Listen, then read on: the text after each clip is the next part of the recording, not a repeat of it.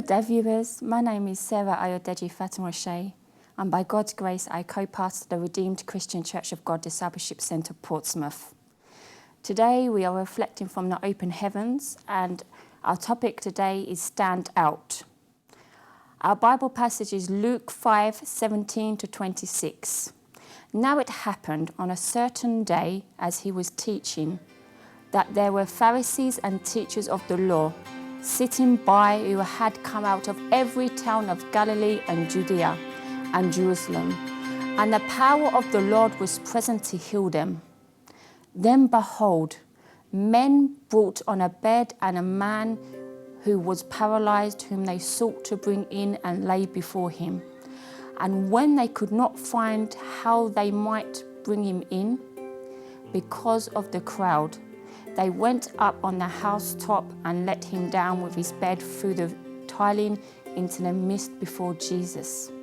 When he saw their faith, he said to him, "Man, your sins are forgiven you." And the scribes and the Pharisees began to reason, saying, "Who is this who speaks blasphemies? Who can forgive sins but God alone?" But when Jesus perceived their thoughts, he answered and said to them, "Why are you reasoning in your hearts? Which is easier to say, 'Your sins are forgiven you,' or to say, 'Rise up and walk'? But that you may know that the Son of Man has power on earth to forgive sins."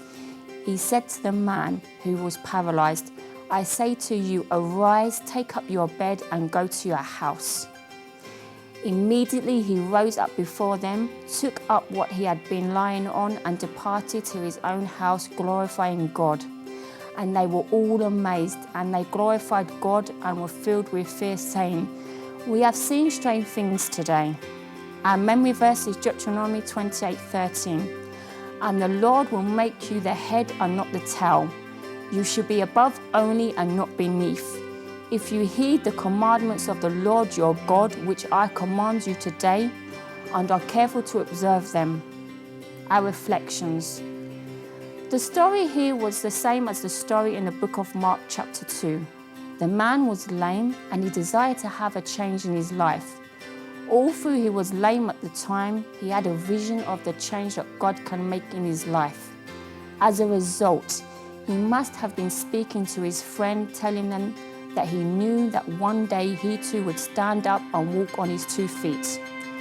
When he knew that someone called Jesus was preaching at a particular location, he desired to meet with Jesus, whom he believed was able to make him whole. Has he seen Jesus heal anyone before? Probably not.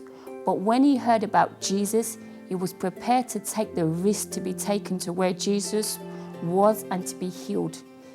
He did not keep going from one mountain to another. He heard about Jesus and he believed in his healing power. Finally, he was very current. We read in the Open Heavens Daily Guide today that it is when you are current that you can be correct with the information. His life was changed. Our action point.